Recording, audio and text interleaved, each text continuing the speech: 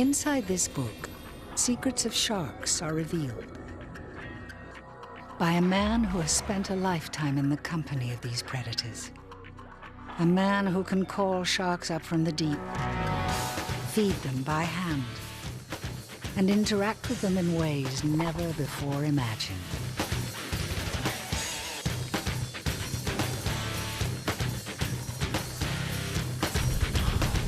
Found a great hammerhead, you.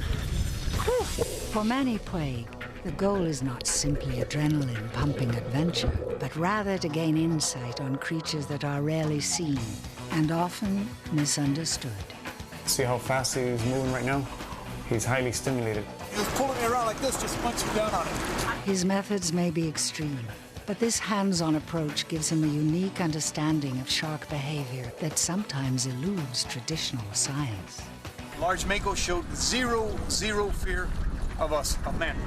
Through trial and error that has sometimes left him bruised, My ribs, bitten and bleeding, I've just been attacked by a Caribbean reef shark. Manny has demonstrated that sharks, like people, can be curious, ill-tempered, and even shy. The shark is not a mindless killer. He's an intelligent predator. He is dangerous, but he's not evil. He's very good at what he does. I want to dispel a lot of myth, and I want to dispel a lot of fear. This is a story of sharks that has never been told, and the tale of a man whose courage, passion, and commitment to understanding these animals is unequaled. This is the diary of a shark man.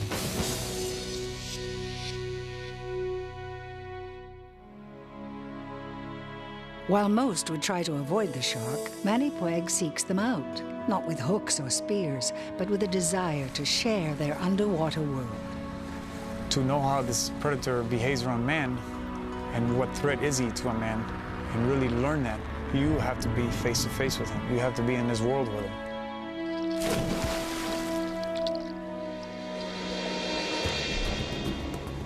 I can read a shark. I feel comfortable around a shark. I can see when he's going to bite me. I can understand when he's not hungry. I know how to entice him. I can see by the way he's moving when he's going to come in at that moment, when he's going to take off. I know what scares him, and I know what attracts him. I'm in close contact with sharks. So being in such close contact with sharks all the time gives me a great understanding of shark behavior. Sharks hunt for prey using a variety of highly developed senses. To draw them near, Manny generates sound, scent, and visual cues. What I do to attract sharks is I use a knife and a piece of bait, and what I do is I'll scrape the bait, and at the same time I'm making a sound which imitates a shark feeding. The bait is letting out particles of blood and fish oils into the water, so I'm putting out scent and sound.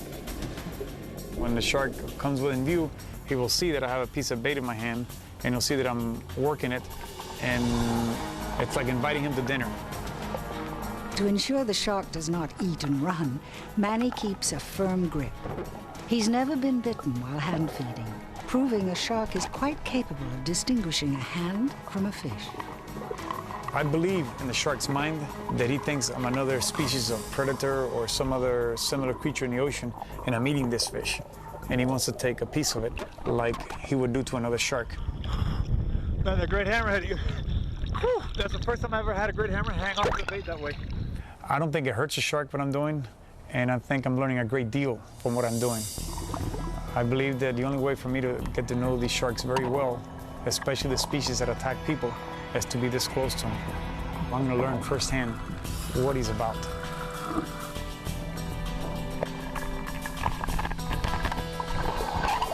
And the fact that I'm still here proves that I do understand what I'm talking about and what I'm doing.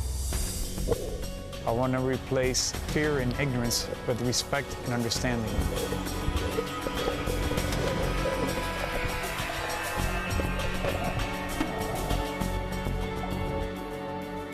For over a decade, Manny has shared his shark encounters with renowned shark expert Dr. Jose Castro, who joins Manny in search of the great hammerhead.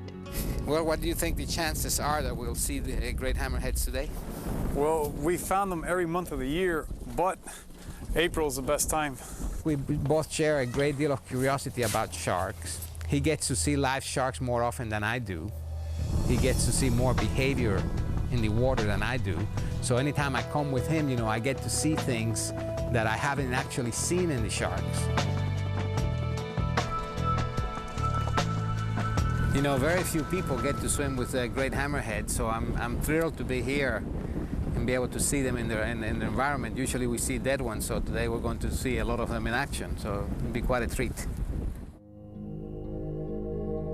Generally, the feeding of wild animals is not a good idea. In this case, dealing with great hammerheads, they are shy animals, are scattered over wide distances, so it's the only way we can view them is to offer them some attractant. The great hammerhead is probably one of the least known hammerhead sharks. We don't know anything about their migrations, their longevity. We just don't know anything about it. We know it exists. The development of a broad, flattened head is one of the great hammerhead's most intriguing mysteries. Experts believe the elongated head enhances the area for sensory perception and keeps the eyes away from the mouth where they could be damaged during feeding. Though the great hammerhead rarely attacks humans, it is feared by divers. Manny hopes to determine firsthand whether its man-eating reputation is truly deserved. Great hammerheads have attacked people before. He can tear a person to pieces. Most of the time when they encounter a diver, they terrorize the diver. Most divers are afraid of them. They want no part of being in the water with a great hammerhead because he'll come into your face. He'll come right up on you. That's part of his behavior. What Dr. Castro and Manny observe is the raw power generated by the 12-foot predator.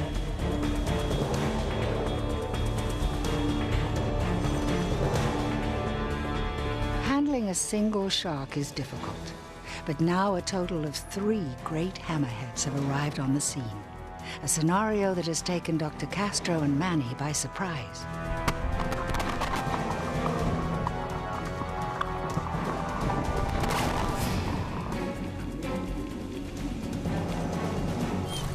Wheel turned on. Dr. Castro wisely makes his way to the boat. Though the sharks are focused on the bait and not the divers, an accidental bite now becomes far more likely.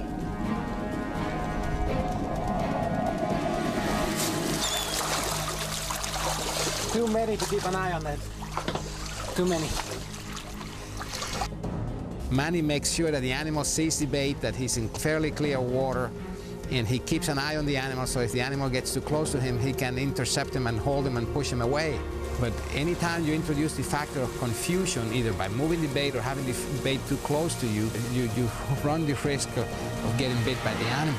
My ribs, I think he might have broke my ribs. I gotta check it later. He hit it so hard. Knocked the wind right out of me. I can't even touch it right now. These animals can inflict great damage to a person. They can remove a hand or an arm with great ease. And if they get confused as to where the bait ends and the hand begins, it can have fatal consequences. So I do not advise anybody to try this dangerous stunt. Jose, we had an excellent day. You understand, we've never had 3 great hammerheads all at the same time, and plus they're all super excited. It was like an explosive situation at the very end there. Yeah, at the end it got a little crazy. I could not keep track of all 3 of them at the same time, and that's when I figured it was time to get out, because you know, you're bringing the bait so close to you, and the fish can get confused as to what's bait and what's you, and that the potential for an accident is very high. So I don't think you should bring the bait that close to you when you're dealing with these animals, because you know you're confusing them, and they're very, very excited. So it was great to see them, but it was time to get out too. With his ribs on the mend, Manny joins Dr. Castro at Moat Marine Laboratory, where they will view footage of Manny's shark encounters. Sharks live in a world that is so different to ours, because our ability to enter that world is so limited. We only get glimpses of them now and then. And when you have somebody that can interact with them for as long as he can, You can learn a great deal. And the shark comes right there. Wow. Look at that shot. Wow. Sometimes their films give me a great deal of insight into how these animals behave. Let's see how fast he's moving right now. He's highly stimulated. He's dropping guard. He's ignoring the fact that I'm there because he's so focused on the food right now. Occasionally they'll go for the camera because the electric field of the camera and the fish blood and all of that confuses them. Incredible shots like this are the work of cameraman Mark Rackley, who has captured Manny's underwater encounters for the past 10 years. It is not a job for the faint of heart. Manny, I hope they show up. I don't have fear. I replaced the fear years ago with understanding. If you're in the water and you're like nervous or you're tense or something, I think that the sharks pick up on that. I think hammerheads pick up on that. Basically, when I'm looking through that viewfinder, it's almost like I'm watching television, and that like basically erased my fears.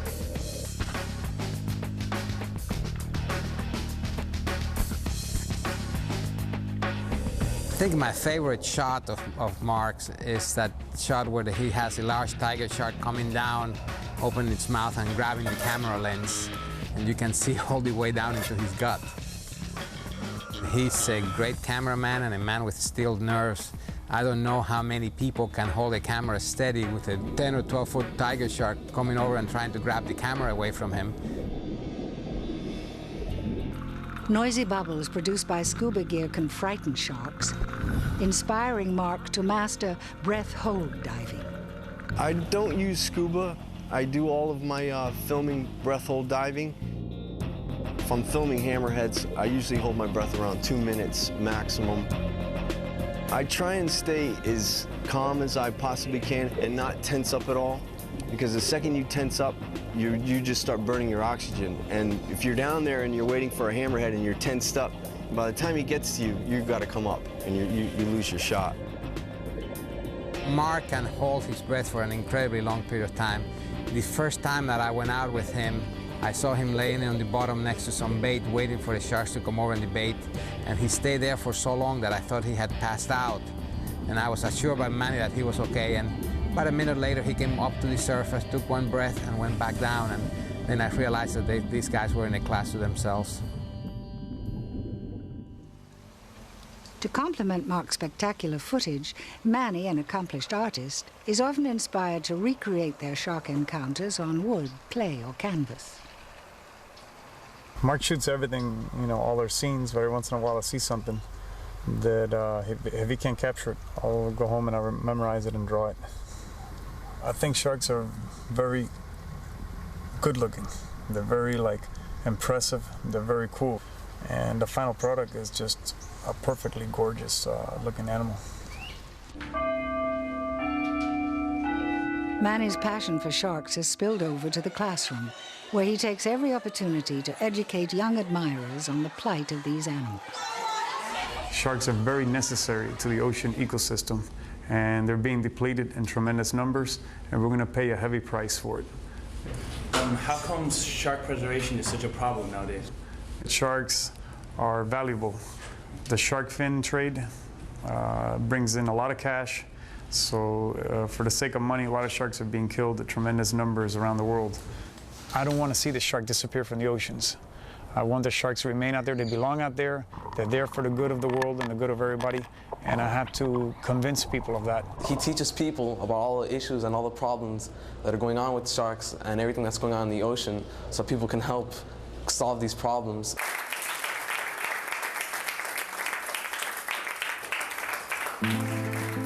For Manny, sharing stories about the ocean with youngsters is an extension of his own childhood in Cuba, where, as a boy, he shared his affection for sea creatures with his family. Ever since he was little in Cuba, my mother used to tell us how he would go in and put his hand in these huge crab holes, and he would come out with these monster crabs, and my mother would start screaming, and my dad would go over, and nobody dared. The only one who could handle that was Manny. He's always had just an incredible interest and affinity with nature and animals. When I was a little kid, my dad used to draw drawings of sharks and told me about them when I was a kid. And, you know, you fall in the ocean, they'll eat you. The underwater world, it was a mystery world. I remember when we were young, Manny would just disappear, and nobody had heard from Manny. My mother was extremely worried. And then he'd show up nonchalant with all this fish he had caught, and obviously we knew what he was up to, so he'd get in big trouble, but he was just like always pulling off these crazy stunts. Hey kid, where are you going? To the beach. Hop on in. Growing up in South Florida in the early 60s, Manny's love for the ocean began to blossom. Days spent fishing became a way to escape the harsh reality he endured when his family fled Cuba in the wake of his father's political assassination. But the resilient youngster found strength in the ocean his father had so vividly described in stories. It was only a matter of time before sharks became Manny's focus. I remember my first encounter with a shark very well. I'm fascinated by the fact that they would attack humans. I don't want them to attack anybody, but the fact that they would makes it more interesting and challenging for me to work. And also the fact that this animal can actually kill you and devour you. Manny's fascination with the ocean would slowly evolve from sport and commercial spearfishing to his present status as the world's top shark diver. The Florida Keys are a prime shark habitat, providing Manny and cameraman Mark Rackley an opportunity to interact with several species on a daily basis. We're going to go to the deep reefs. As usual, we find bulls, great hammerheads, lemon sharks, scallop hammerheads, Caribbean reef shark. In search of sharks, Manny and Mark journey 20 miles east of Key West, where a reef topped by a communications tower doubles as a way station for sharks migrating through the area. Wind, current, and water temperature all play a role in finding sharks, but the most important element is bait. Okay, this is To safely control the shark, Manny must control the bait, and he has perfected a technique of gripping a fish carcass by the gills. This method keeps the shark from stealing the fish and speeding off before Manny can learn its behavior. Some will try and bite him. Others will move with caution. Understanding these differences in shark temperament is Manny's objective. It is knowledge that can only be gained after years of sensational encounters and close calls with the most dangerous predators in the sea.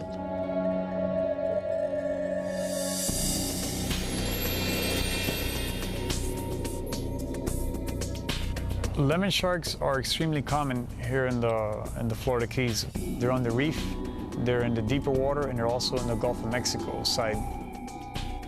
We were diving once in the Gulf of Mexico. We encountered like 30 lemon sharks. It was in an area where the fishermen have been dumping the leftover from a shrimp fisheries in the middle of the Gulf. This is went on for years, so lemon sharks know to go there.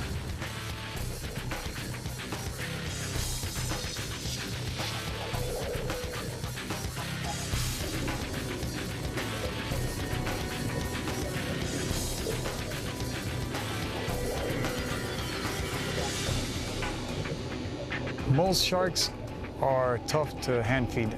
We were able to hand feed a lot of lemon sharks in that one place because there were so many of them there, and they're all in a feeding frenzy because the fishermen were dumping all the leftovers into the water.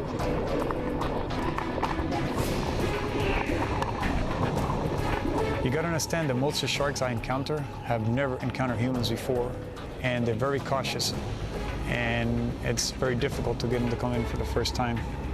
Certain types of shark, like lemon sharks, have bad temper. I remember almost getting bit in half by a lemon shark. He turned around at a very high speed with the mouth fully open, and I pushed off and backed off at the last second. You can't stop an angry shark. It's very, very hard.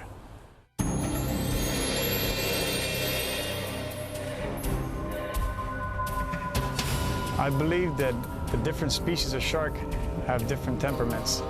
Like, for example, bull sharks are prone to bad temper.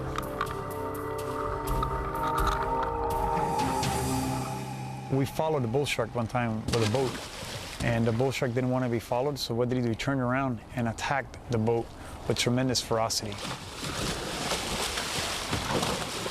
And let me tell you, a bull shark is the most dangerous shark. He attacks just out of anger, anything that gets near him. Here he goes again.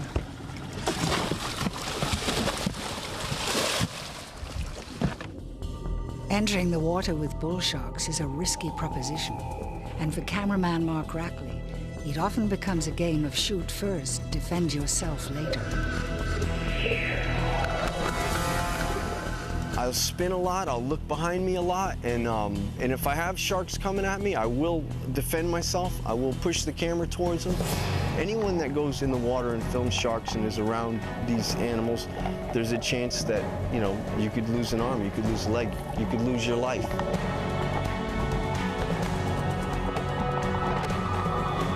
If you run from a shark, you may entice a shark to attack you. So you never panic and run from a shark. You hold your ground, keep your eyes on the shark, and approach a shark. And that is your best way to survive if you ever find yourself in such a circumstance.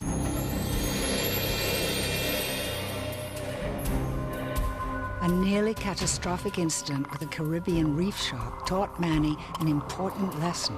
Sudden movements in the presence of these animals are not a good idea. I got bit by a Caribbean reef shark because the Caribbean reef sharks were dragging the bait away, and I at high speed, and I took off fast after a pack of Caribbean reef sharks. And then there was another one behind me that I hadn't seen, and of course, you cannot run from a Caribbean reef shark. That entices them to attack. And he hit me from behind fast. All of a sudden, I felt instant pain, and I seen the Caribbean reef shark take off. And I remember telling Mark, I just got hit, and my leg is there. I don't think it's that bad, but let's get the boat so I can look at it. I've just been attacked by a Caribbean reef shark. I'm fixing to check the wound right now. When the Caribbean reef shark bit my leg, I happened to be wearing a knife on that leg, so that kept my leg from getting mangled. If not, he could have tore my entire calf off my leg. Get in the light, I can't see the light. He just got me right on the lower, with his lower jaw, got me right across the leg. Wow.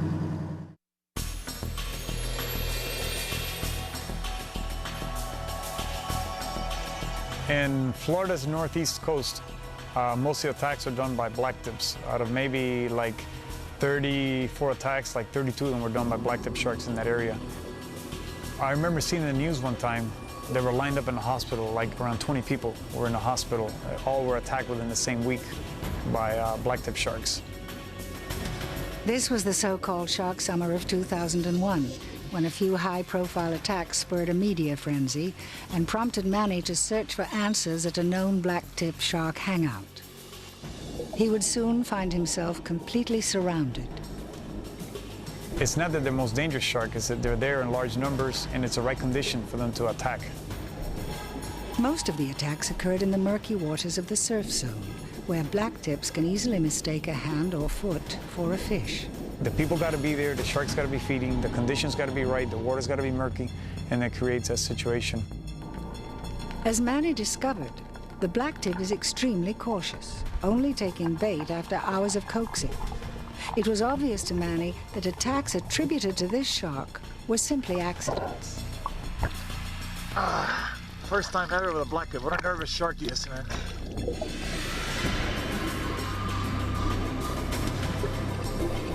I had a very hard time getting the blacktips to interact with me. They were a very shy, untrusting shark. They were a small shark, but very powerful. Had a very fast-moving shark, and he would take the bait and literally spin me around. It ain't like a tiger shark that would come more calmly and just nice and easy feed off my hand without fear. The blacktip had nervousness and fear in him when I hand-fed him.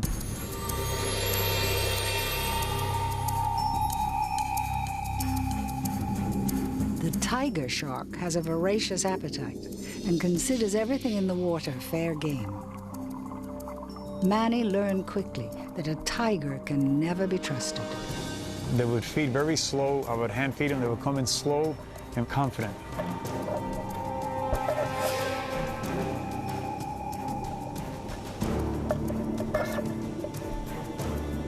What we had to watch him because at any minute, I knew they would just turn around and just grab onto one of us. But the food is an advantage to me because he'll be munching down on that, and that occupies him, keeps the shark interested in that instead of me. The tiger sharks are extremely dangerous. I don't see him as a temperamental shark, but I see him as a powerful predator that preys on large animals. He's a known man-eater. He's one of the few sharks that is known to actually devour and eat human flesh.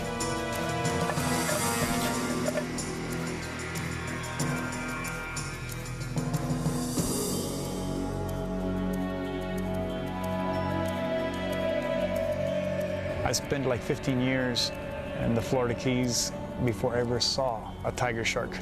They were out here in the past. Before my time, I think they were wiped out. On rare occasions are tiger sharks taken in the Keys. And I mean, I dove all over the reefs out here and I never saw them. Like the tiger, many shark species once common in the Keys are now disappearing.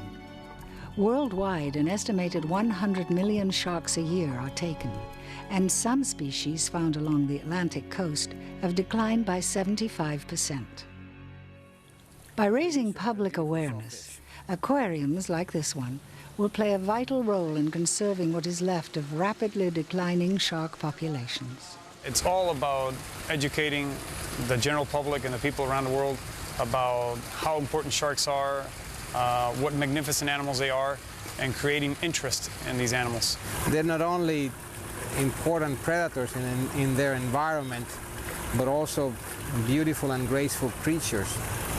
And when you see them alive in their environment, you can only regret their wanton killing just for a set of jaws or for a set of fins. So if we can educate a few people about these animals, maybe we can save a few of them. The only way people get interested in sharks is by seeing sharks. And not just kids, people in general. I talk to them about sharks. I talk to people in the street corners. I always say cool things about sharks. I want to dispel a lot of myth, and I want to dispel a lot of fear. I want to replace fear and ignorance with respect and understanding. Nurse sharks do well in captivity and are still common in the shallows of the Florida Keys. Their easy accessibility and relatively easygoing nature has made them one of the most studied of all sharks and a shark that is frequently encountered by divers. Man, what a pile of nurse sharks.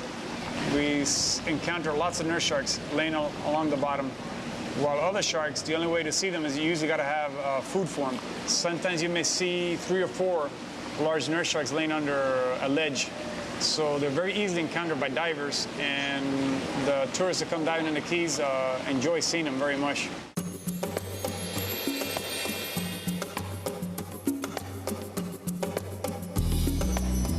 Because it feeds primarily on bottom-dwelling prey, the nurse shark spends most of its time patrolling shallow reefs. The nurse shark is generally docile, but if provoked, it can launch a lightning-fast strike. Their vice-like jaws can easily crush the hardest shellfish or the arm of a diver, making the mistake of harassing these animals. Nurse sharks are responsible for a lot of bites simply because they lay under rocks and people can just reach in, pull them by the tail, and everybody tells everybody that nurse sharks don't bite and they have no teeth. It is not true. Nurse sharks do bite, and they bite very hard, and they have teeth, and they also have a bad temper. So by you pulling on their tails or pushing on them, if you don't know what you're doing, the nurse sharks have a bad temper, they'll turn around and bite you. Not only that, if you pull the nurse shark by the tail, you might get your partner bit. Sometimes the nurse shark will back out of a hole and take off and bite the first person it sees. So you could, by you molesting a nurse shark, can get somebody else bit. Keep that in mind. So if you see nurse sharks in the Florida Keys, look and don't touch. Manny's intimate knowledge of shark behavior has allowed him to dive safely with a variety of species found in the Florida Keys. But far offshore, a new challenge awaits. The fastest and perhaps fiercest of all sharks, the elusive mako.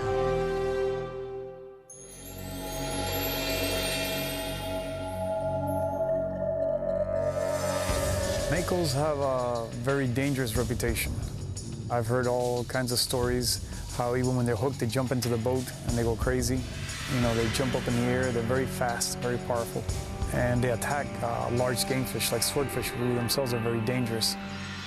Manny's only mako encounter came off California, where the sharks were undersized but aggressive. The average mako shark in California is from 30 to 85 pounds, so they're quite small. One of the makos in California, about an 85-pounder, almost bit my inner thigh as he was buzzing around me. I was hand feeding, and he got overstimulated, and I remember just the last second I caught as he went in for a quick snap. I know that people have done work with small makos. I have not seen or heard of anybody working with large makos in the water yet. Manny's quest to dive with large makos has taken him to the mouth of the mighty Mississippi River, gateway to a world-renowned mako habitat. Mark and I talked to our friend Alan Walker, who dives out of Louisiana, and he told us there's plenty of mako sharks out here in the wintertime, big ones. For shark encounters, I'd say Venice, Louisiana tops out as the best place that you could possibly visit. The oil platforms found off Venice act as colossal shark lures, attracting makos and other predators from across the Gulf of Mexico. Sharks are attracted to oil platforms for the simple reason of easy food, easy prey. There's an assortment of different species that accumulate around the oil platforms and call it home. Basically, the sharks circle the outer rim of the platform most of the time. That's where I locate them 90% of the time. All these marine creatures thrive living around an oil rig. So it's like you're creating forest where there's no forest. It's like a desert down there. The area is rich in nutrients, but in order to have a tremendous fish, you have to have structure for them. 5,000 oil platforms rise from Gulf waters, but only a few are attractive to makos. Al has chosen this deep water rig for Manny to conduct his first dive.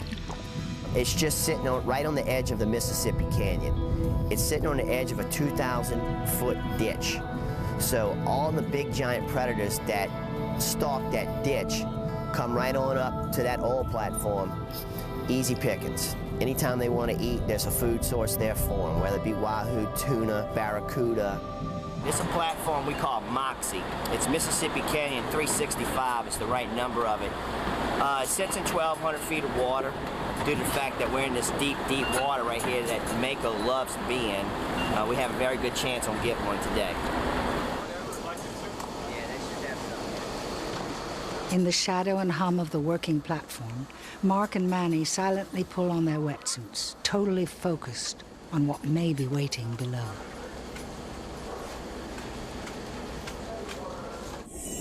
The most thing I'm concerned with from diving with the makos is finding the mako, having a mako show up. That's my #1 worry, is coming all the way out here and not finding a mako. The danger issue, I worry about that later. But right now, we need to find a mako.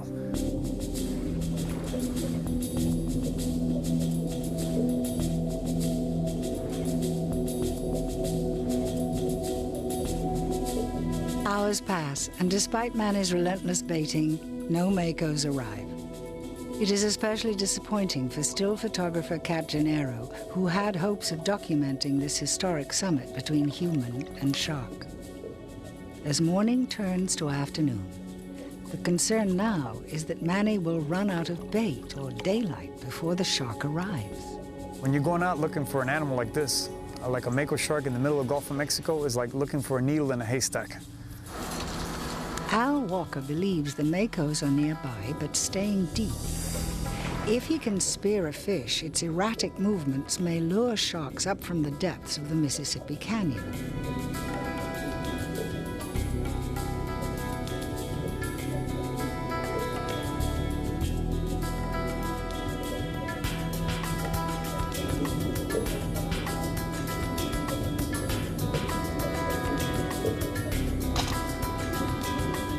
We'll spear fish and put them on a string behind the boat. What that gives the shark is a big visual. You know, he could be way down or way back on the chum line, but he could see the shininess of the fish on that stringer, which entices him even more to come closer to us. plan is a success. A makos suddenly appears and rockets up to meet the divers.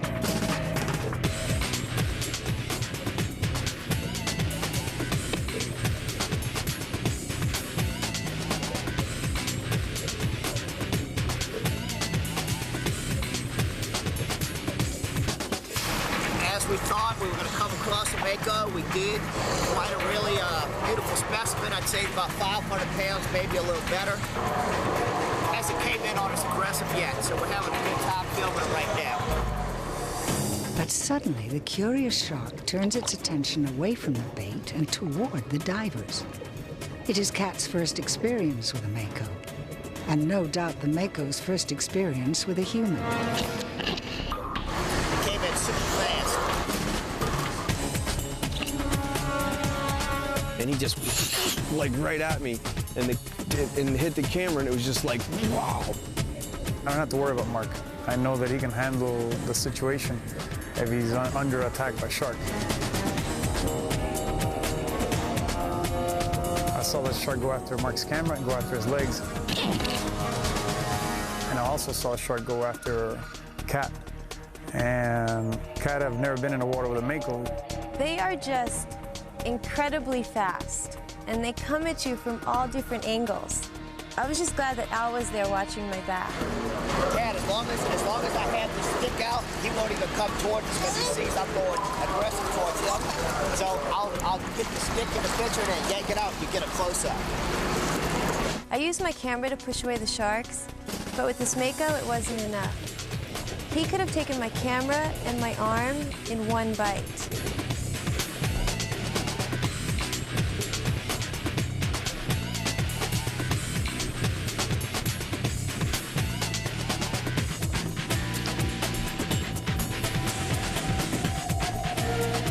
Manny's objective is to stay in contact with the shark for as long as possible.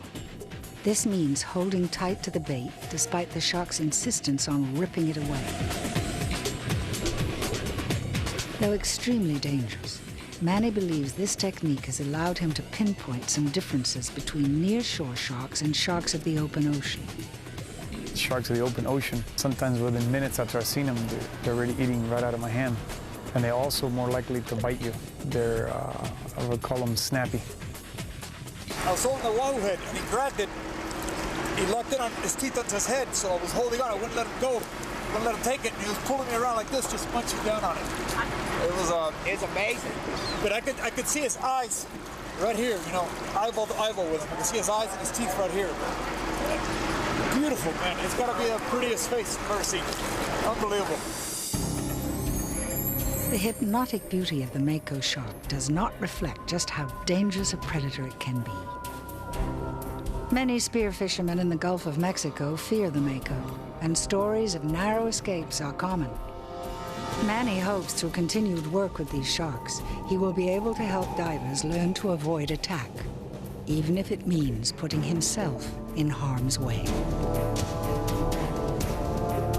He was hand feeding a mako, and we watched him just chomp down on a 50-pound wahoo all the way to the end. And it was good enough. He could have let the wahoo go, but he kept his finger on the fish until he got cut. One tooth of the mako went through his glove and into his finger.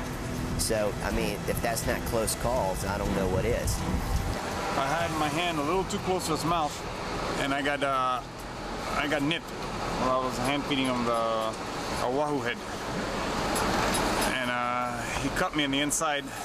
There's a hole in the glove. Now, let me see what he did. And that's it. Not bad for having teeth about that big. It's not a bad thing. At the oil rig, Manny was lucky to escape with only a scratch. Now the team was on their way to the Gulf's most notorious mako hunting ground, a place where they would need luck and skill to avoid attack.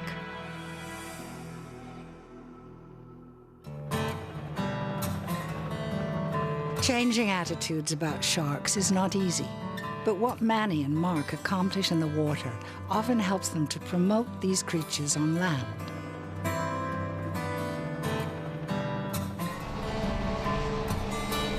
Here, among the meandering waterways of Louisiana's bayou country, they hope to share their mako encounter and their message with the locals.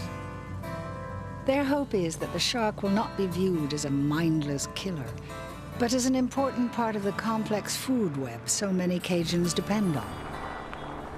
With sharks keeping the ocean balanced and healthy, Louisiana's massive commercial shrimp industry continues to thrive. These waters also support one of the world's most productive sport fishing industries, and makos are highly prized for their meat and fighting ability. But the real threat to these sharks comes from commercial long-line fishing operations that leave the fate of the mako hanging in the balance.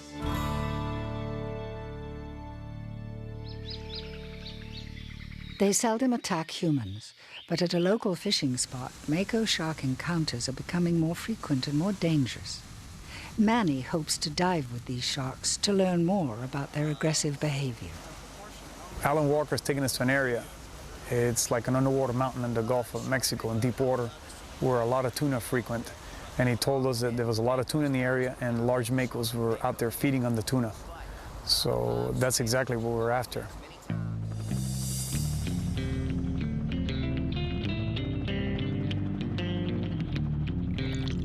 We honed in on particularly the mako by chumming with ground up tuna, strictly tuna. And that is the mako's favorite food out there. He's on the midnight lump to eat tuna.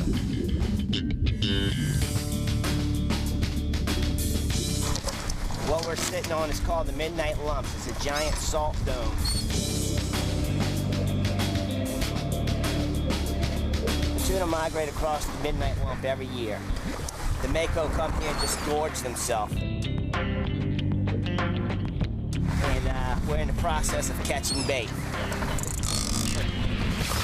During the tuna run, dozens of fish like this yellowfin are reeled in, often with makos in hot pursuit.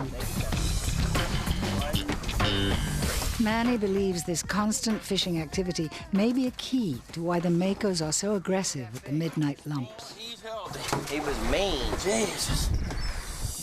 Manny dives in just after the big tuna is caught, hoping to find an ultra-stimulated mako that's ready to feed.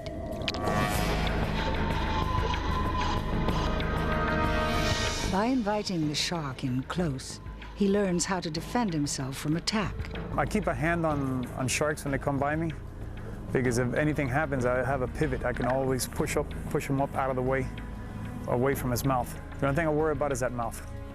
So I'm holding food right in front of him, and I'm working, it's bleeding right out of my hand, and he looks at it, and he hesitates, and he goes behind me. And then when I look at the corner of my eye, I notice he's going for my legs, so I can turn around real quick. I believe that he was going for my legs, maybe to bite my leg off, to incapacitate me, like he would a swordfish. That's what he understands. That's the way he works in his world.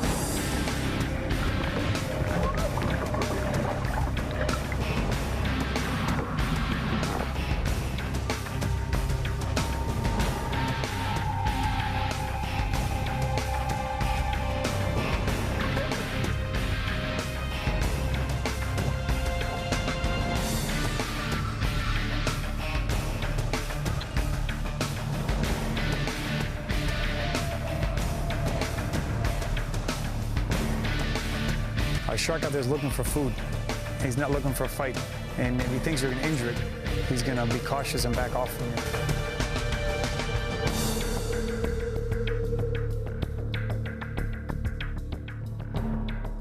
We just been chumming all day with some tuna, and we made a good slick behind the boat. Lasted for about 4 hours now. We was just running out of our chum, and Manny sighted a mako, and he was able to get him into his mental grasp, as you'd say, because he's the man with this. He actually has this fish wanting to be with him. But under the water, the situation is clearly getting out of hand. Manny has used food to keep the shark under his control, but now the food is nearly gone, and the shark is still around and still very hungry. Testing the divers one by one, the shark seems most intrigued by Cat. I was watching this shark buzz around her, and I was feared for her life. I had fear for her life because I knew what I was going through. I knew that I was having to defend myself in order to keep my limbs. I was watching her, and I was watching that shark do the same thing to her, and I was praying that she was able to fend him off. And a few times I thought we were going to lose her. Seen from Kat's underwater camera, the shark moves in. But Manny uses his very last piece of bait to lure the mako away. It's time for the divers to leave the water, but a strong current has pushed them far from the boat. Unfortunately for us, we ran out of chum. So the next thing you know, we got 3 divers in the water that actually became dinner almost. The divers band together. While Mark keeps filming, Manny distracts the mako away from Kat. She is the smallest and, to the mako, the easiest prey. At the end, when I ran out of food, I went over and I said, okay, we're far away from the boat, you gotta get back to the boat. And I was telling her, move to the boat, go towards your boat, and I'll keep looking back for the shark. The current was so strong, and I was totally exhausted. And then the shark would come in, I'd have to face it off. And every time I did, I would drift further away from the boat. Every time we would swim back to the boat, we had to watch behind us because the mako would be right behind us. Right behind us, he would go for our legs. So we had to turn around, face him off, and swim back to the boat, turn around, and face him off. At one point, Mark started kicking away, like swimming away, and I noticed the mako was turned on by that and went for his legs immediately. So we acted like prey. He would go after us. So you gotta stand your ground against this animal. With Manny holding the mako at bay, Kat makes a final desperate push for the safety of the boat. Grab her! Got it! This time, the divers escape without a scratch. It was a risky engagement, but the knowledge gained here will be invaluable in future shark encounters. He was, I don't know, maybe 500 pounds. Yeah, he's big. Was this big around. Yeah, woo-hoo! The large mako showed zero fear of us, of man. You think the only reason he got aggressive because you're just feeding him? The only reason he got aggressive because of the hunger stimuli from all the blood in the water, because there was food in the water that's feeding him. If you're out here swimming by yourself, it's very unlikely he's gonna come after you. He can. There's nothing that says he cannot. But under a stimulated condition where his appetite is kicked in, he's not out of anger. This animal attacks as a predator, and when he's stimulated, he's turned on. That was awesome. Thank you, my brother. Very smart, yeah, thanks. You're welcome, buddy. You don't know, I've been waiting a lifetime for an opportunity like this. One of the best ways to learn about a shark is to go in the water and feel his presence, interact with him, work with him hands-on, and see how this animal reacts. And we did that with this mako, and I think we've learned a great deal.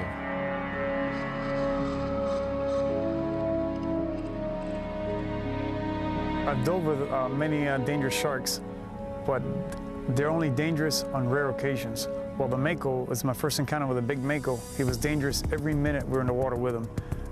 He was ready to bite at any second. He attempted to bite us several times, and he showed no fear. It's a good thing the shark lives way offshore, and he never comes in contact with human beings. He doesn't frequent beaches or areas where people are in. He stays in another world, in the blue, out there on his own. He serves a great purpose out there.